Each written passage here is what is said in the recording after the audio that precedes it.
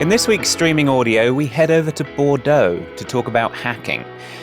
Both kinds of hacking, actually. You know, the television meaning of hacking, where people worry about other people breaking into our networks. And then the kind of hacking that's much closer to my heart, which is the idea of building interesting things with computers, just to learn, just for the joy of building stuff and seeing where it leads. Hacking as in playing with technology to feed your brain and see if it grows into something much larger. So my guest today is Géraud de Bournonville, who's been building out a network mapping and intrusion detection system using Apache Kafka, the graph database Neo4j, and a bit of Google's TensorFlow for machine learning. And they're doing that to see if they can tap into the fire hose of network traffic data and just see what they can learn, see what they can build. Before we get started, streaming audio is brought to you by our education site, Confluent Developer. More about that at the end, but for now, I'm your host, Chris Jenkins. This is Streaming Audio. Let's get into it.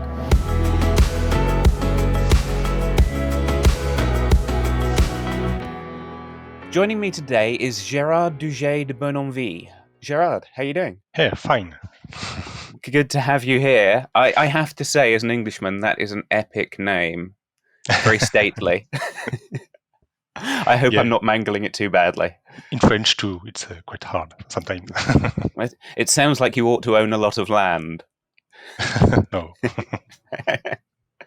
But you're not a rich French landowner. You're actually a software data wrangler for a company called Zenica, right? Yeah, that's it.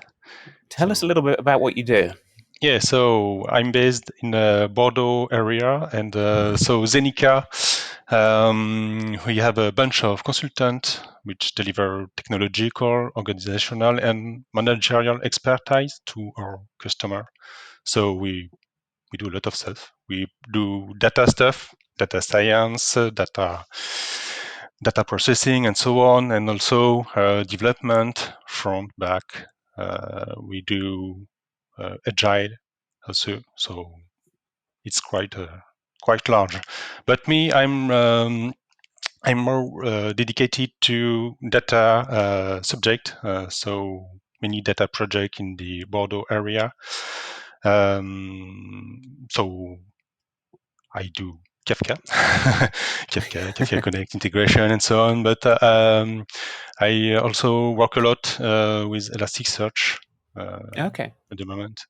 And so we deliver expertise to our client, but when we are not working for client, for customers, we give training. So I give training on Kafka topics, Kafka deployment, architecture, administration, and development, and also in Elasticsearch. And I also give training related to machine learning and TensorFlow. So right, so a wide range of a full suite of services. Funnily enough, I used to work for that kind of software consultancy agency that was based out of Paris. Yeah. Is it just a coincidence, or are there a lot of those sorts of houses in France? Yeah, so Zenica, we have about 10 agencies in France. So we have one in Paris, and we are also present in Canada, Singapore, and Morocco too. Oh, okay. Worldwide enterprise. Yeah, with a slight leaning towards places that speak French, by the sound of it. Yes, Singapore is in English. Yeah, but Singapore. Other place, yes, more. Isn't there some French in Morocco? Let's not get into geography. That's really not my strong subject. Do you have a typical kind of client, or is it just anyone that needs software? No, we address different clients from different business cases. So we work with healthcare, e-commerce, and so on. So we have a wide range of customer or different customer types. Okay, fair enough. Sometimes those agencies specialize, and sometimes they're just who needs software, which is just about everybody these days, right? Yeah. So we work with who needs software. Good target market because it's everyone. So getting more specific. So one of the reasons I wanted to have you on is you were one of our finalists in the Confluent hackathon, and you had an interesting project that I'm hoping you'll take me through. So give me the high-level view, and then we'll get into some nitty-gritty detail. Yeah. So our project is called Ziem in French. So it's a pun with Ziem and Zenica. So yeah. And it's mainly an internal project, more or less research and development. So we have a few people who work, few consultants who work on this. And the goal of this project is to provide real-time intrusion detection. So in the process, we will collect data from network traffic, process those data, and try to detect if we can detect a potential attack from a hacker or Right. a bad person. That instantly screams real-time large data to me. Because network traffic, that's a lot of data to come in. Yeah. And you have to find out if someone's intruded soon rather than at the end of the month, right? Yeah. So near real time. So that was the main objective of the project. So this is still a work in progress project. So we still have a lot of work to do on this. But for the moment, we managed to build a simple infrastructure that we can iterate on and improve in the time. So take us through that. What is the structure? So the structure. So in fact, this project comes from an old idea. So 3 or 4 years ago, we gave a conference on ksqlDB, and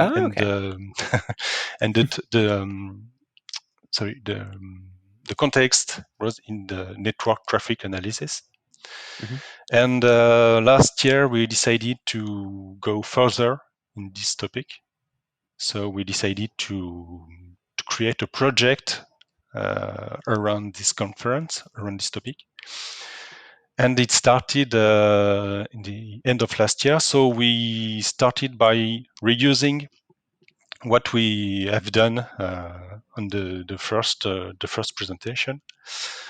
So the infrastructure is the first part. There is a first big part is to create sandbox environment where we can try to perform some attacks, to collect the data, and then to create data set to train machine learning models on it, and so on. So this part was a big part to create this sandbox. And this sandbox is can I go into technical detail? Oh yeah, anything that doesn't need a diagram, you go for it. Okay. So this part sandbox is deployed in GCP in Google Cloud. Okay. We use Terraform to deploy this stuff, and so the infrastructure can be made of several dozen of virtual machines that share the same network, and we can then connect to one of those VM and try to perform attacks. Right. So this is a playground where us consultant we can play with and safely try and break things. Yeah, that's it. So, and on this sandbox, we have plugged an agent that collect the network traffic, and then those data are sent to a Kafka cluster. Is that like a custom agent, or is it just something built into? For the moment, it's mainly it's based on T-Shark. which is Okay, yeah. Wireshark, but in a client command line mode. And so just a very standard network sniffer. Yeah, that's it. So it's based on T-Shark, and we use the Kafka Kcat to send the data, send the output to Kafka. And you're just dumping all that raw data straight into a topic? Yeah, at the moment we take all the data. We take all. Okay. So this will be in the next part where we will try to improve the data to see if we need everything or not. But that's a very standard approach with Kafka. I've got this hose of data. I'll just dump it into a topic and then worry about it, right? Yeah, that's it. Yeah. That's why Kafka was the good solution for us, because it can ingest a large amount of data. And the other point that makes us use Kafka is ksqlDB, which is a way to easily provide processing to implement a processing task. And also with the integration of Kafka Connect, we can easily extract data to other systems. So that was the point of the hackathon. Right. So your pipeline is command line sniffing network packets, sending it to a Kafka topic. And then I did have a quick look at your source code, actually. So you're dumping just JSON packets as events into the topic. And then you're using ksql to reach into that JSON and massage it for later processing, right? Yeah, that's it. Yeah. Okay, that makes sense. So and it also makes a lot of sense that you're using that because you're grabbing everything because you don't yet know what patterns you're looking for. So just grab all the data and process it. So what do you do with it once it's in the topic? Once you've, how do you massage it with ksql, and what are you trying to get to? Yeah, so for the moment,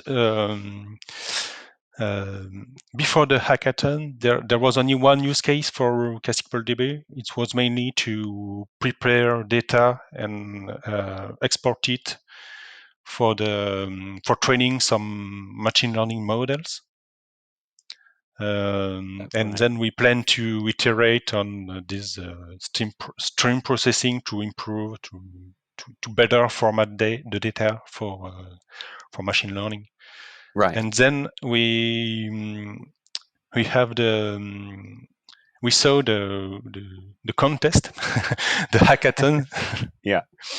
And we think about how can we implement something that looks sexy and quite quickly. So we had the data. We know how to collect the data. We had data in Kafka that's coming, and so the better way to represent those data that represent network traffic. So this is a graph. So the natural solution for us was to use Neo4j. Neo4j, the graph database. Yeah, in the first step.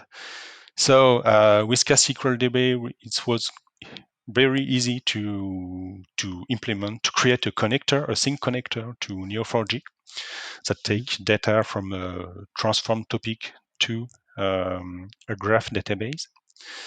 Then the first idea was to only present the data from the default Neo4j UI.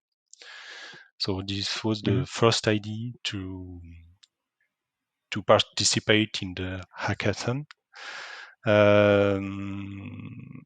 But after looking a while, if the visualization proposed by Neo4j at the time was not quite satisfying, so we decided to implement a client based on an already existing JavaScript library, which is Neovis.js. Neovis. So that's a dedicated JavaScript library for visualizing Neo4j data. Yeah, that's it. I've not used that. Okay. So that's the screenshot you see on the GitHub repository.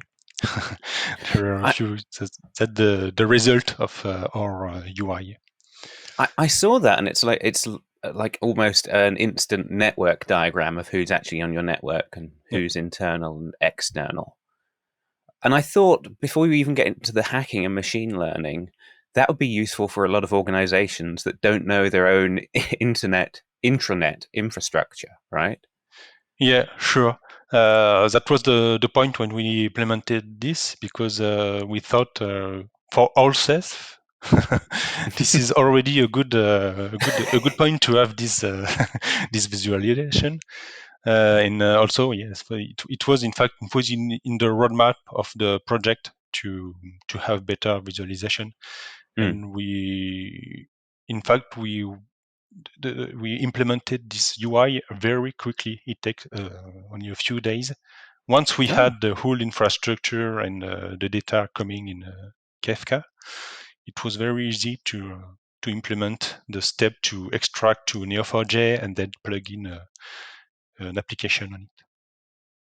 Do you get things like a sense from your visualization of how much traffic is flowing between which nodes? Is it weighted at this stage? It's in the V2 of because during the summer we continue to work on it, and we improve the UI, and now we can display the traffic flow, the volume, the count of packet that go from Nice. one point to another point. Because I mean, I've worked at some banks where their network diagram is a Word document that's 2 months, at best, 2 months out of date. They don't know what they actually have on their network. And if you could just go from a script to that kind of visualization that you knew was live and real, that's actually really cool just in itself. Yeah, sure, but yeah, there are some limitation. Oh, tell me. Yeah, on the data Terms and collection, conditions.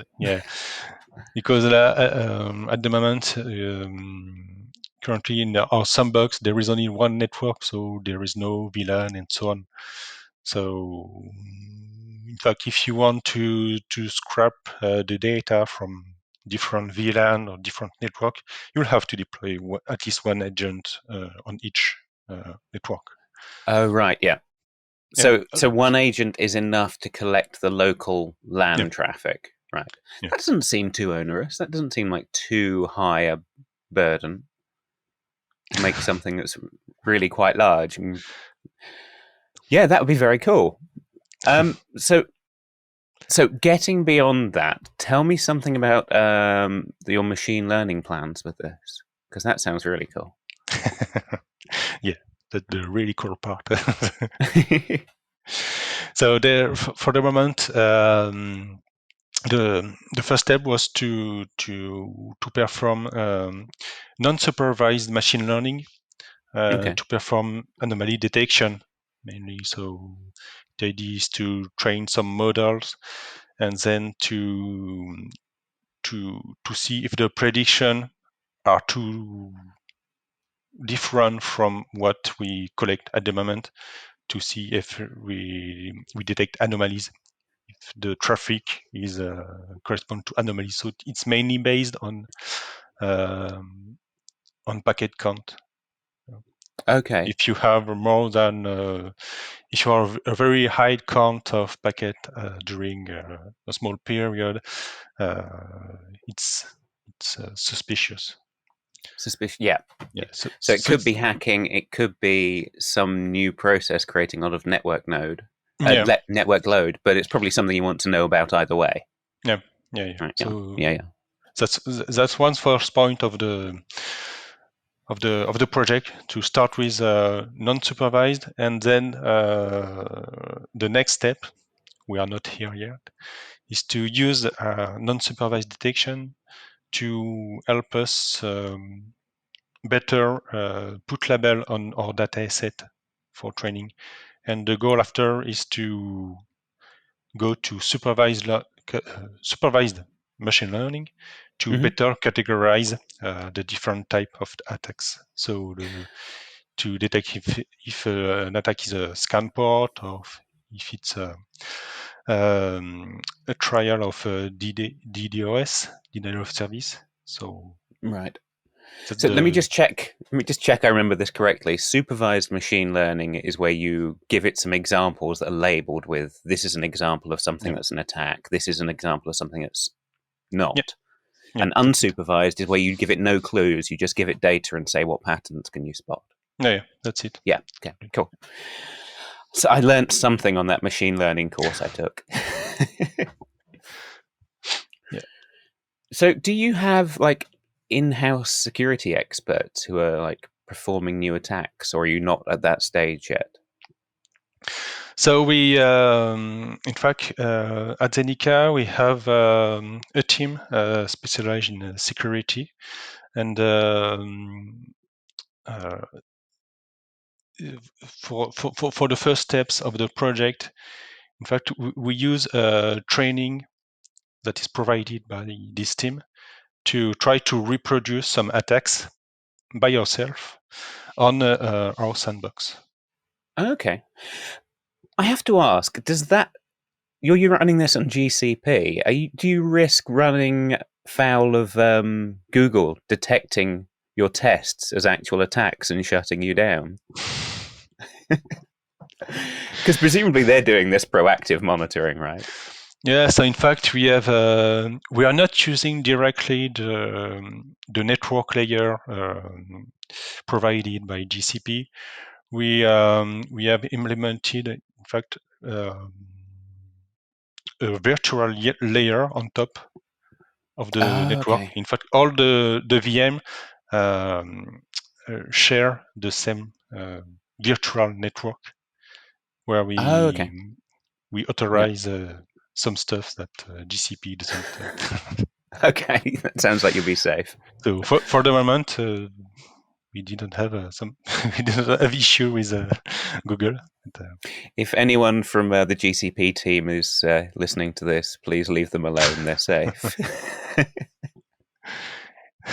it's for So, research and development. So yes, it's all white hat hacking, right? yeah. So is this something that's going to lead directly into client work, or is it just purely research and learning? That is the purpose of the project too. The idea is